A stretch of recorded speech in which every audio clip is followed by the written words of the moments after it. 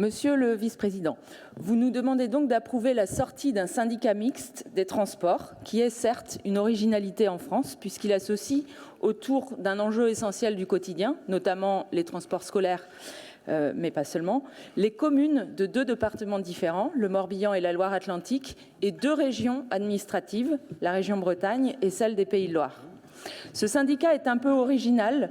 parce qu'il fallait faire du sur-mesure au regard de la géographie particulière de la presqu'île guérandaise et parce que, malgré le pont de la Roche-Bernard, l'embouchure de la Vilaine est une sorte de barrière naturelle qui fait que les 3 communes morbihanaises de Camoël, Ferrel et Pénétin sont largement tournées vers le sud, le bassin nazérien, et qu'elles travaillent parfaitement bien au sein de la communauté d'agglomération de Cap-Atlantique.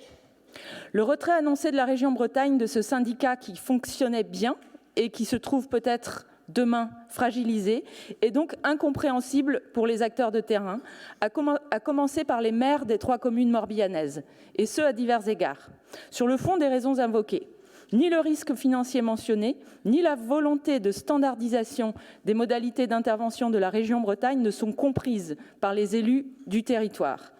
Sur le plan financier, ils vous ont transmis dans un courrier de décembre dernier un argumentaire qui démontre que le retrait de la région pourrait s'avérer plus coûteux.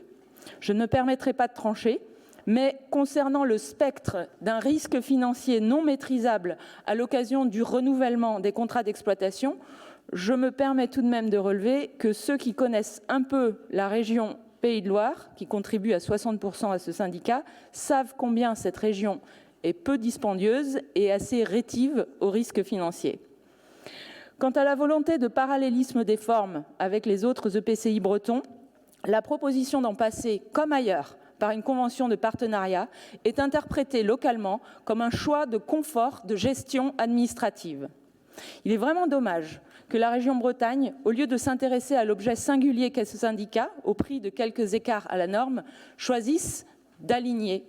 les territoires. Alors bien sûr, vous nous avez dit, vous allez nous dire que le partenariat reste et que rien ne change. Et c'est d'ailleurs effectivement le message que M. Uzenat a essayé de porter quand il a passé la Vilaine pour expliquer aux acteurs, expliquer sans expliquer, que la région quittait le syndicat sans le quitter, puisque rien ne changera au final. Eh bien si, Monsieur le Vice-président, ce qui change, ce qui sort écorné de cette décision malencontreuse, c'est la geste politique. Effectivement, l'ensemble des élus locaux disent leur incompréhension de cette décision sur le plan politique au regard du projet de réunification et de différenciation. La différenciation, ça vaut aussi en interne à la région, que nous portons par ailleurs. Le symbole est fort quand on veut rapprocher 2 territoires, de quitter l'une des structures qui les relient.